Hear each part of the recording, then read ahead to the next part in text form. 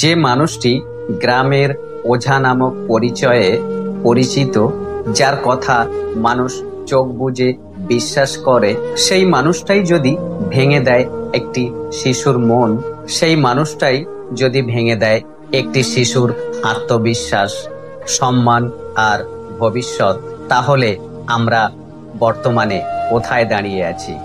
এমন একটি ঘটনা ঘটেছে দক্ষিণ ২৪ পরগনার পোলেরহাট এলাকার বা পোলেরহাট অঞ্চলেরও বলতে পারো। এই পৃথিবীটা কেমন যেন একটা বিভ্রান্তির, মনে হচ্ছে সত্যিই এই পৃথিবীটা যেন একটা বিভ্রান্তির। এমন এক ওঝা যার নামটা নিতে সত্যি ঘৃণা লাগে। তার বিরুদ্ধে উঠেছে ধর্ষণের অভিযোগ। ভিকটিম হচ্ছে একটি নাবালিকা, একটি নিষ্পাপ মুখ, একটি ফুল যাকে সুরক্ষিত রাখার দায়িত্ব ছিল সমাজের, কিন্তু সেই সমাজই চুপ ছিল, অন্ধ ছিল, বধির ছিল। কিন্তু এখন আর চুপ করে থাকার সময় নেই। এখন সময় অন্যায়ের বিরুদ্ধে রুখে দাঁড়ানোর।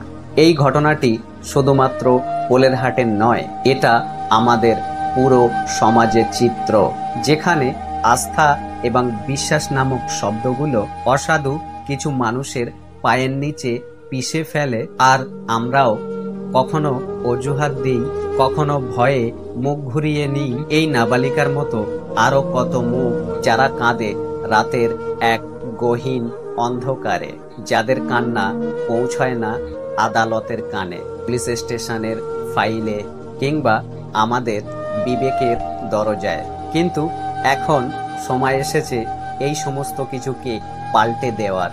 সময় এসেছে প্রতিটি মানুষকে বলার, তুমি যদি মেয়ে হও, তুমি দুর্বল নও, তুমি শক্তি, তুমি নারী শক্তি। আর তুমি যদি ছেলে হও, তোমার কাজ হলো তোমার আশেপাশের মেয়েদের সম্মান করা, নয়তো নীরব থেকে অপরাধকে মেনে নেওয়া নয়। সময় এসেছে প্রতিটি বাবা মাকে সঠিক বলার। নিজের সন্তানকে শেখাও ভয় না পেতে, অন্যায় দেখলে প্রতিবাদ করতে, কারণ একটি মাত্র প্রতিবাদ হাজারো অপরাধ বন্ধ করতে পারে। একটা মেয়ের কণ্ঠস্বর জাগিয়ে দিতে পারে ন্যায় বিচারের আগুন। তাই জাগো, পোলেরহাট হোক প্রতীক, অন্যায়ের বিরুদ্ধে মানুষের ঐক্যের, সাহসের এবং চেতনার।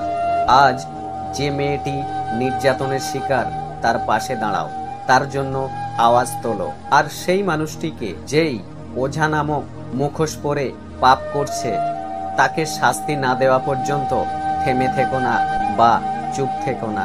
কারণ প্রতিবাদ না করলে তুমি অপরাধী নও, কিন্তু তুমি নিশ্চিতভাবেই অপরাধের সহযোগী।